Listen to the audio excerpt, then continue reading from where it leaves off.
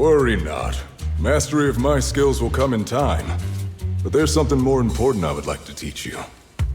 Something about faith.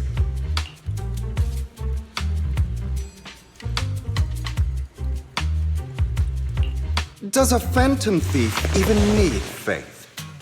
Of course. What else would we fight for? For wealth, fame, and power to stand at the top, so nothing and no one can imprison us. Isn't that what everyone desires? Or perhaps by faith, do you mean something asinine and empty, like justice, dreams, or friendship? Hilarious. Grow up, Lycaon. It's time to let go of your naive fantasies of being some almighty savior. You just don't get it. All right, enough squabbling. What I'm trying to teach you is very simple. I may not walk the path of justice, but I do not walk the path of evil. There's too much injustice in this world, and there are times when it becomes necessary to right those wrongs with unconventional methods. Taking lives, however, is out of the question. Life is a precious gift, one that nobody has the right to steal. No one should have the authority to judge whether another lives or dies. Keep that in mind. I will. You don't seem convinced, Hugo. As you mentioned, this world is unjust. That's why we must strive to bring fairness to this world. Those who cause harm should face consequences, just as those who take lives should. But not all lives hold the same value. Sometimes, you may need to eliminate one if it means saving more. You're too proud. Your pride may lead you astray. I have my own path and beliefs, Jack. I'll determine for myself what's fair and unfair. Hey, watch your mouth. If it weren't for Jack, you'd be dead already. You're a smart kid, Hugo. Skilled too. You could easily take the life of a sinner. However, what if one day you found out you were wrong? What if that so-called sinner were innocent? Could you bring them back to life? I wouldn't make that mistake. To err is human. Everyone is bound to make mistakes.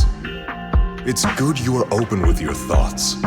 I just don't want your troubled past to weigh you down.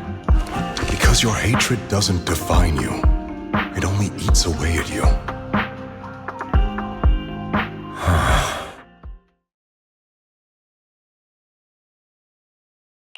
What's wrong, Lycaon? You've been quiet for a while now. My apologies, Master Proxy. I was just reminded of some past memories. Before Hugo and I founded Mockingbird, we had a mentor, Jack. He took us under his wing when we were in dire straits, imparting his skills and life lessons. But Hugo didn't agree with his viewpoints. Perhaps our paths were always fated to diverge.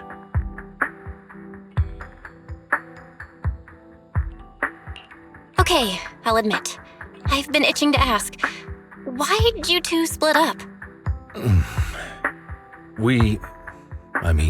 Mockingbird, faced numerous triumphs, but also setbacks. And one of them was a disastrous one. Hugo. You... Was this you? All this? So what if it was? Have you gone crazy? Have you been planning this all along? You'd bury all these lives in the name of vengeance? They deserve to die. Especially my so-called father. I should have killed him a long time ago. A really long time ago. You know what, Lycaon? There's some people whose only purpose in life is to bring more suffering into this world. Sometimes murder is what brings justice back into this world. And for that, I must stain these hands in blood. Enough! I can't trust anything you say anymore. I'm leaving Mockingbird, now! Where are you going? Anywhere. Someone from the Mayflowers got in touch with me before. Are you mad? You know what those hypocrites in city administration are like. They're no different from tops. We fought them together all this time, and now you're leaving to serve as their lapdog. Are you going to turn your back on Mockingbird? Turn your back on me? The mayor is different from the others. But it doesn't matter.